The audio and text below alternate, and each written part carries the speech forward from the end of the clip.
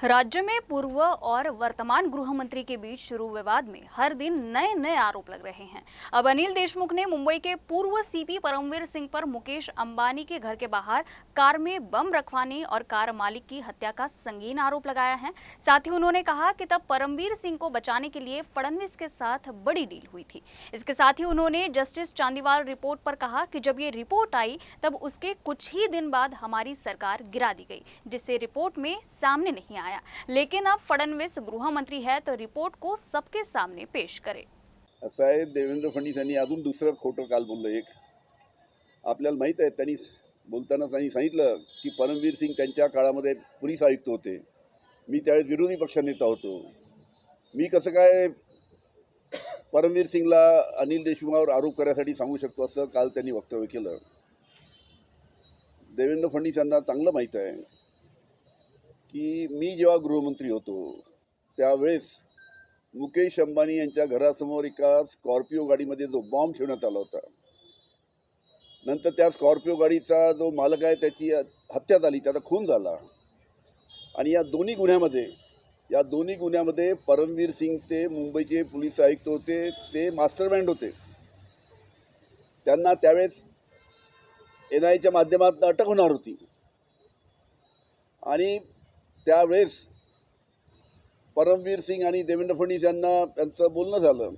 परमवीर सिंग त्यांना शरण गेली की मला कोणत्या पद्धतीने मला अटक करू नका, मला अटक झाली नाही पाहिजे.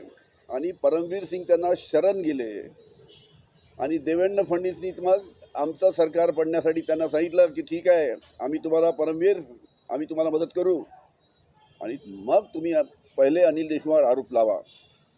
अशा पद्धतीने त्या परमवीर सिंग आणि देवेंद्र फडणवीसचं डील झालं होतं आणि म्हणून परमवीर सिंगनी माझ्यावर आरोप लावले. काल चांदीवाल आयोगाबद्दल बोलताना देवेंद्र फडणवीस असे बोलले की चांदीवाल आयोगाचा रिपोर्ट आमचं सरकार असताना आला होता. ही खरी गोष्ट आहे, आमचं सरकार असताना चांदीवाल आयोगाचा रिपोर्ट आला होता. पण काही दिवसातच आमचं सरकार पडलं. त्याच्यामुळे तो रिपोर्ट आमचं सरकार जाहीर करू शकलं नाही. आता त्यावेळेस आमचं सरकार का पडलं?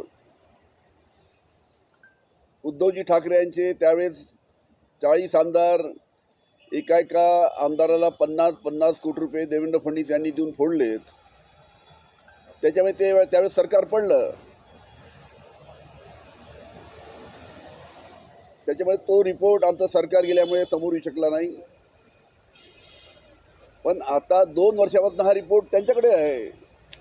होम डिपार्टमेंटला हा चांदीवालचा रिपोर्ट पडलेला आहे. त्याच्यामुळे माझी त्यांना विनंती आहे की चांदीवाल जे हायकोर्ट जज चांदीवाल होते, त्यांनी जी 1400 पानाचा जो त्यांचा रिपोर्ट आहे आणि त्यांनी जी 11 महिने चौकशी केली, 11 महिने चौकशी केली, जो 1400 पानाचा रिपोर्ट